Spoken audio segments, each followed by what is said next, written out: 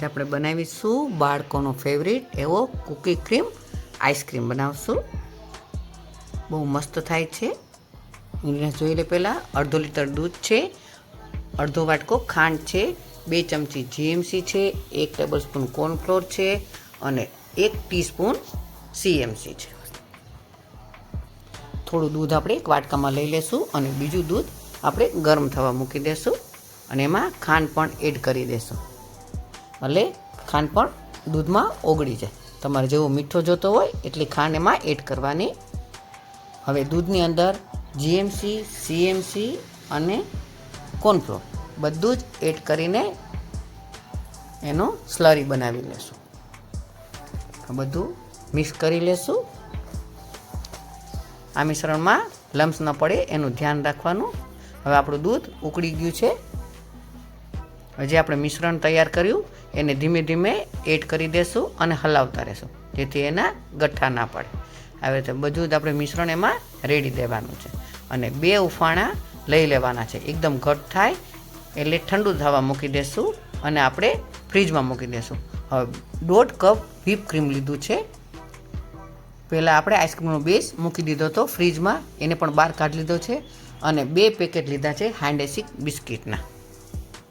આવી રીતે 2 પેકેટ લેવાના અને એને એક થેલીની અંદર બહુ ઝીણોય નહીં અને બહુ મોટોય નહીં એવો દરદરો ભૂકો કરવાનો છે. થોડા નાના ટુકડા રહીએ એવી રીતનો કરવાનો છે. 1.5 પેકેટ આપણે પહેલાં લઈ લેશું અને વેલણથી એકદમ ધીમા હાથે એને પ્રેસ કરી લેવાનું જેથી કરીને આપણા દરદરા ટુકડા રહી. આવી રીતનું વેલણથી પ્રેસ કરી દેવાનું છે. જોઈ લઈએ. આવી રીતના ટુકડા રાખવાના છે. બહુ ભૂકો નથી કરવાનો. બહુ મોટા ટુકડા હોય તો હાથેથી એને થોડા બટકા કરી લેવાના. એક વાટકામાં આપણે કાઢી લીધું છે.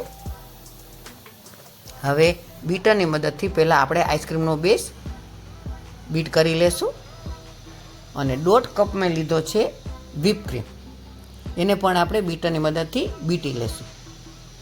5 થી 7 મિનિટ સુધી બીટવું પડે છે. હવે આપણે જે આઈસ્ક્રીમનો બેઝ કર્યો હતો એ વ્હીપ ક્રીમની અંદર ઉમેરી દેશું.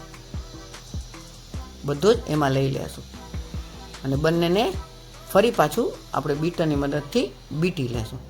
આપણે 10 મિનિટ સુધી બીટી લેશું. એકદમ આપણું જોજો તમે આઈસ્ક્રીમ એકદમ ફૂલી જાય છે. આવી રીતે બીટી લેશું. તમારા પાસે બીટરનો હોય તો તમે મિક્સીથી પણ કરી શકો છો, પણ બીટરનો રિઝલ્ટ બહુ સરસ આવે છે. હવે બીટાઈ ગયું છે.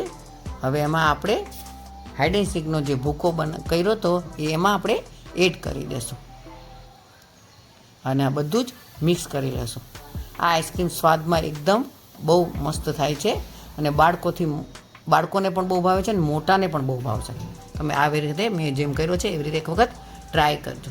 થોડો વધ્યો તો એ પણ એમાં ઉમેરી દીધો છે બિસ્કિટનો ભૂકો અને આપણે મિક્સ કરી લીધો છે. હવે આઈસ્ક્રીમના કન્ટેનરમાં આપણે અડધું બેઝ એનો લઈ લેશું અને વચ્ચે થોડા થોડા બિસ્કિટના ટુકડા એડ કરશું કે ખાવાના સમયે વચ્ચેથી પણ આપણે ટુકડા આવે.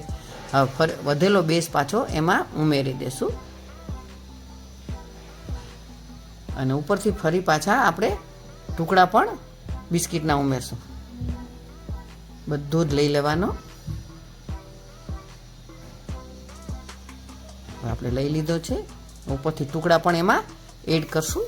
મોટા ટુકડા થોડા આ રાખશું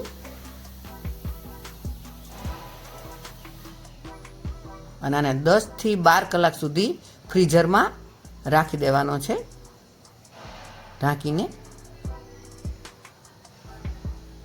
હવે આપણો આઈસ્ક્રીમ તૈયાર થઈ ગયો છે. જોઈ લે. વાહ, બહુ જ સરસ દેખાવમાં જેવો છે એવો જ સ્વાદમાં પણ સરસ છે. હવે આપણે ડીશમાં એને લઈ લેશું. એકદમ ક્રીમી બને છે. હવે ગાર્નિશ કરીશું ચોકલેટ ચિપ્સથી અને બિસ્કિટથી. તો તૈયાર છે આપણો કૂકી ક્રીમ આઈસ્ક્રીમ. તમે બનાવજો અને મને કમેન્ટ જરૂરથી કરજો કે તમે બનાવેલો આઈસ્ક્રીમ સારો થયો કે નહીં. બનાવજો એક વખત ચોક્કસ. ફરી મળીશું નવી રેસીપી સાથે.